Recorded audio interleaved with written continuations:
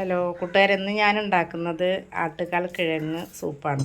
അപ്പോൾ ഇതുപോലത്തെ ഇലയായിരിക്കും കേട്ടോ. അതിൻ്റെ ഇല നമുക്ക് കാട് അടുത്തുള്ള ആളുകൾക്ക് കാട്ടിൽ മരങ്ങളുടെ മുകളിൽ ചെടികളുടെ മുകളിൽ കാട്ടുചെടിയുടെ മുകളിലൊക്കെ ഉണ്ടാവും.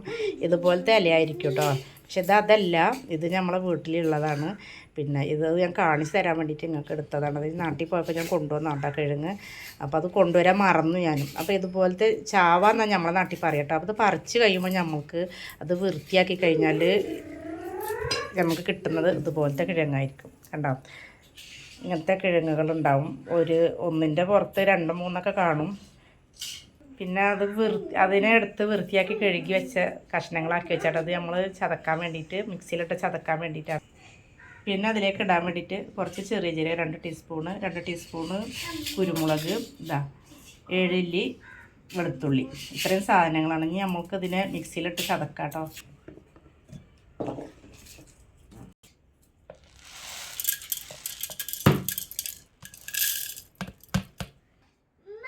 അപ്പോൾ നമ്മളതിനെ പൊടിച്ചെടുത്തപ്പോൾ കണ്ടോ ഇതുപോലെ ആയിട്ടുണ്ട്. ഇങ്ങനെ ആകുമ്പോൾ നമ്മൾ 6 ഗ്ലാസ് വെള്ളം വെച്ചിട്ട് നമ്മൾ അടുപ്പിൽ വെക്കാം കേട്ടോ. തിളപ്പിച്ചെടുത്തിട്ട് ഒരു 4 ഗ്ലാസ് ആവുന്നവരെ നമുക്ക് തിളപ്പിച്ചെടുക്കാം കേട്ടോ. നമ്മളതിലേക്ക് 1 ടീസ്പൂൺ മഞ്ഞൾപ്പൊടി ഇട്ട് 6 ഗ്ലാസ് വെള്ളം വെച്ചിട്ടുണ്ട്.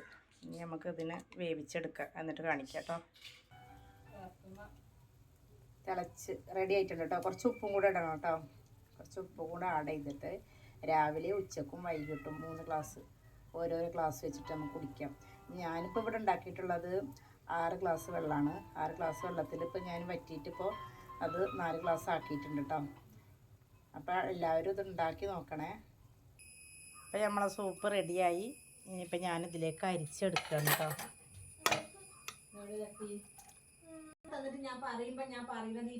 ഇപ്പം നമ്മൾ അരിച്ചെടുത്തപ്പോൾ കിട്ടിയതാട്ടത്. ഇതിന് നമുക്കിനി കുടിക്കാൻ പോവുകയാണ്. ഞാൻ കുടിക്കുകയാണ് കേട്ടോ. ഇത് കണ്ടോ, ഇങ്ങനെ ഉണ്ടാവും സൂപ്പ്. അപ്പം ഞാൻ കുടിക്കുകയാണിത്. നിങ്ങളെല്ലാവരും ഇത് ട്രൈ ചെയ്യണേ. ഇൻഷാ അല്ലാഹ്. ശരി എന്നാൽ.